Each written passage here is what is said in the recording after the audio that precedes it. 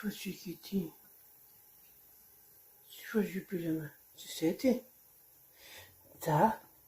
Vrei să te răcorești? Nu bea apă, iubire.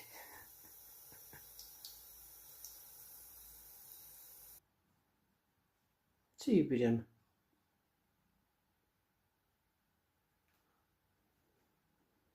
Te vei da drumul la apă? Da?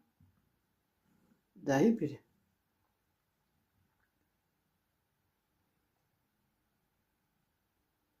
Tata dă drumul la apă puțin, da?